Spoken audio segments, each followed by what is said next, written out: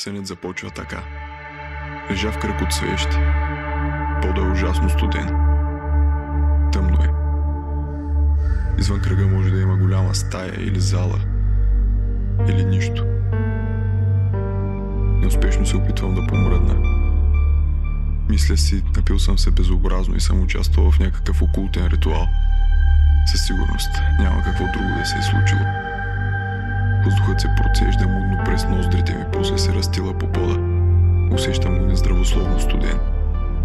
От тъмното извън кръга се приближава нещо. Мрачен силует. Нещото мирише на парфюма на Виолетово. Облечена е в същото, както когато я срещнах за пръв път. Декември преди много години.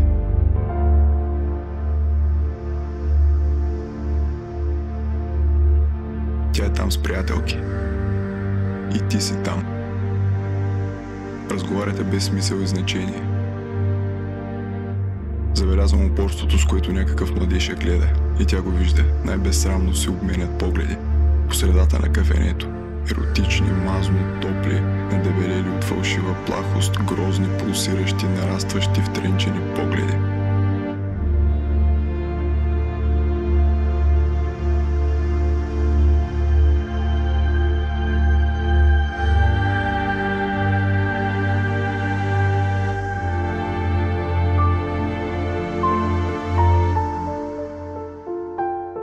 Ти и тя вървите под безлистни дървета по сива паркова алея. Мисля, че е есен. Трябва да е. Когато сънувам, винаги е есен. Задава се някой, впрочем не някой човека от кафенето. Никой с никого не се докосва. Само един скоростен поглед между двамата.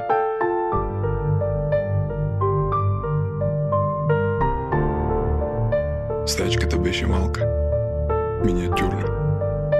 В съня изглеждаше тясна като ковчег. Вероятно никога не е била чак толкова малка.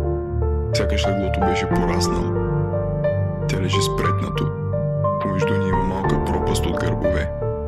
Със сходен успех можеше да има стена от натрушено стъкло или ръждиви игли.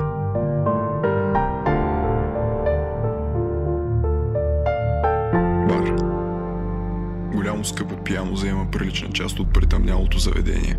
Разни непознати пият незнайни питиета и се говорят по техните си безизвестни теми. А те двамата гордо и без капка свян са заели два високи барски стола. Той разказва как е бил авиатор, пренасящ поща през Сахара по време на войната. Тя се възхищава. Смее се на някоя стратегическа духовитост на младия джентълмен.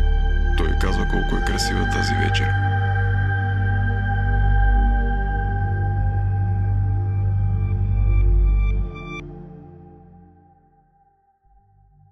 Събудих се много рано. Слънцето още не беше изгряло.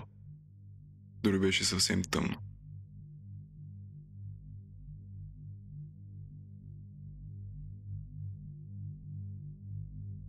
Знаеш ли, от известно време живея много динамично. Цялата програма. Позитивно мислене, бягам сутрин и чай. Да, пия много чай от лайка. 3 пъти дневно. Освен в четвъртък. Тогава съм на мащерка.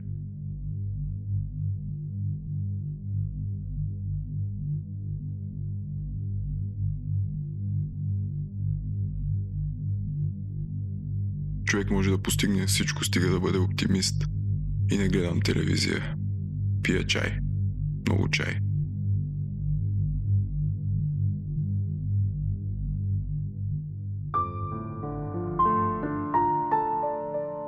Трикът е да се наспиваш. Аз спя много. Спя и сънувам. Много странен сън.